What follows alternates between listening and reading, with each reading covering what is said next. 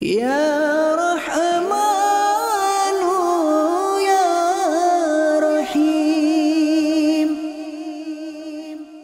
يا رحمن يا رحيم يا الله।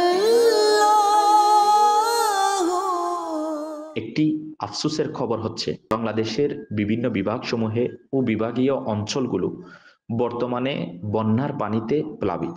এই পরিস্থিতিতে নবী করিম সাল্লাল্লাহু তাআলা আলাইহি ওয়া আলিহি ওয়াসাল্লাম এর দুঃখী উম্মত অনেক কষ্টে রয়েছে। ঘরবাড়ি ভেসে গেছে এবং মানুষের চলাচলে সমস্যা হচ্ছে। স্পিড বোটের মাধ্যমে তাদের উদ্ধার করা হচ্ছে। এই অবস্থায় বাংলাদেশে দাওয়াতে ইসলামীর FGRF বিভাগ তাদের ত্রাণ কার্যক্রম অব্যাহত রেখেছে। ইসলামী ভাইয়েরা দাওয়াতে ইসলামীর ডিপার্টমেন্ট FGRF এর টিম নিয়ে পৌঁছে গেছে এবং বন্যা কবলিত আশিকানে রসুল নবী করিম সাল্লাল্লাহু তাআলা আলাইহি ওয়া আলিহি ওয়াসাল্লাম এর উম্মতকে সাহায্য করছে, রান্না করা খাবার বিতরণ করছে, পাশাপাশি তাদেরকে ত্রাণ সামগ্রীও বিতরণ করা হচ্ছে। প্রিয় আমির আহলে সুন্নাত, আপনার নিকট বাংলাদেশের আশিকানে রসুলের জন্য দোয়ার আবেদন। বন্যা পরিস্থিতি যেন দ্রুত উন্নতি হয়। নবী করিম সাল্লাল্লাহু তাআলা আলাইহি ওয়া আলিহি ওয়াসাল্লাম এর দুঃখী উম্মতের প্রতি যেন আল্লাহ তাআলা বিশেষ দয়া করেন।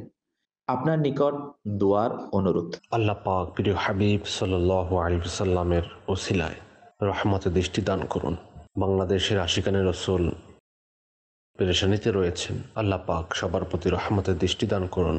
হে আল্লাহ পাক, এই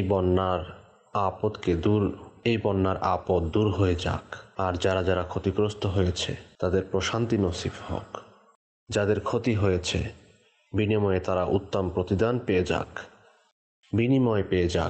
যারা নিখোঁজ রয়েছে, হারিয়ে গেছে, তারা ফিরে আসুক। তাদের মধ্যে যারা মারা গেছেন তাদের ক্ষমা হোক, সবার ক্ষমা হোক। আমি সকলের প্রতি সহানুভূতি প্রকাশ করছি, সমবেদনা জানাচ্ছি। সবাই সাহস রাখুন, ধৈর্য ধরুন। ধৈর্যের ফল বিনা হিসাবে জান্নাতে প্রবেশ রয়েছে। বিভিন্ন বর্ণনা এভাবেই এসেছে, ধৈর্য ধারণ করুন। অধৈর্য হলে বিপদ তো আর দূর হয় না।